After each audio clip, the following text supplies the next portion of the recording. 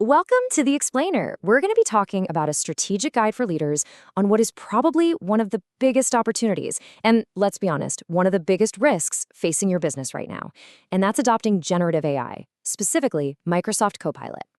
All right, just so you know, this is part 2 of a 10-part tutorial from Virtualization Options LLC, and it's all about Microsoft Copilot.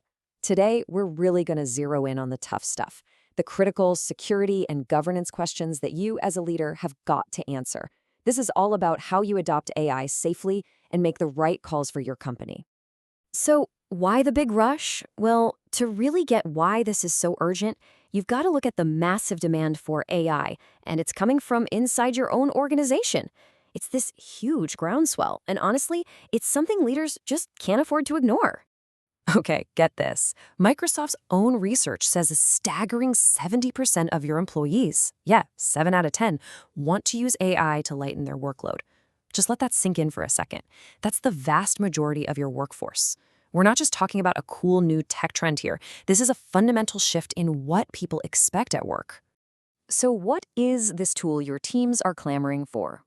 Well, Microsoft Copilot is basically an AI-powered assistant that's built right into the Microsoft 365 apps you and your teams use every single day.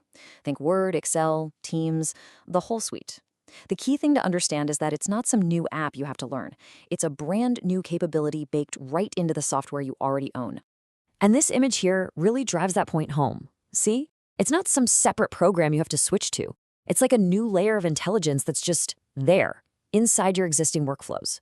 It meets your people exactly where they are, and it's set to completely transform how they use the tools they already know and use every day. And here's the bottom line from a business perspective. The early adopters, they're already pulling away from the pack.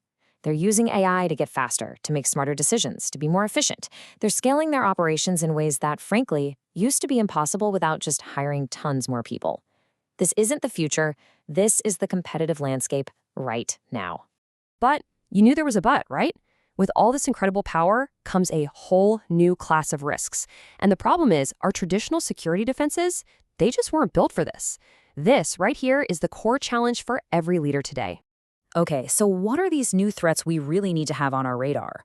Let's break them down, one by one, because you can't protect against what you don't understand, right? First up, something called prompt injection. The best way to think about it is like a Jedi mind trick, but for an AI. An attacker can write a really clever prompt that basically tricks the AI into ignoring its own safety rules. And when that happens, it could leak sensitive information or do something it absolutely should not be doing. Next, we've got data poisoning. This is a nasty one. It's where attackers deliberately feed the AI bad, misleading information. So later, when your team asks it a perfectly normal question, the AI gives them a totally flawed, maybe even dangerous answer, because its knowledge has been corrupted. And then there are some really sophisticated attacks. We're talking about things like model inversion. This is where attackers try to almost reverse engineer the AI model itself to pull out the confidential company data that it was trained on in the first place. Pretty scary stuff. And don't forget, this is a two-way street. AI can be used against you.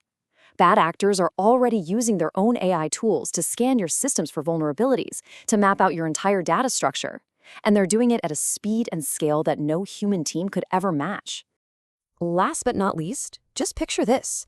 A phishing email that's so perfectly personalized to every single employee. I mean, it mentions their current projects, their manager's name, maybe even a meeting they just had.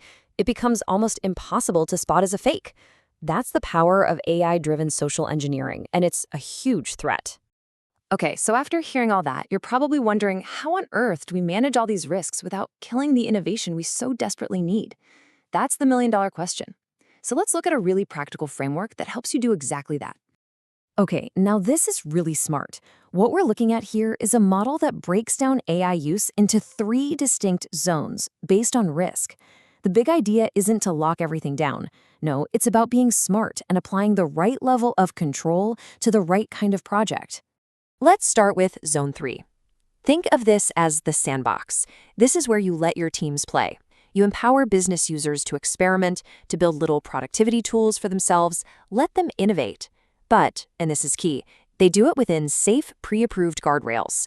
It's like self-service with a built-in safety net. Then you have Zone 2.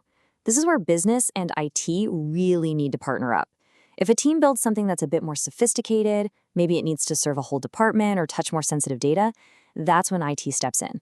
They'll review the security, test it properly, make sure it's solid before it gets rolled out to a wider audience. And finally, we get to Zone 1. This is your command center. This is for the heavy hitters, the mission-critical AI systems. We're talking about agents that access your most sensitive data, or maybe even interact directly with customers. These require a whole other level of oversight. I mean, they need to be governed with the exact same rigor as your core enterprise software. That means full IT management, formal security reviews, disaster recovery plans, the whole shebang. Okay, so we have this great zoned framework, but how do we turn that into a real, concrete action plan for your organization? How do you actually make this happen? The key is a phased rollout. You absolutely cannot just flip a switch for everyone. You start small with a pilot group, maybe your senior leadership team, so you can get that high-level strategic feedback.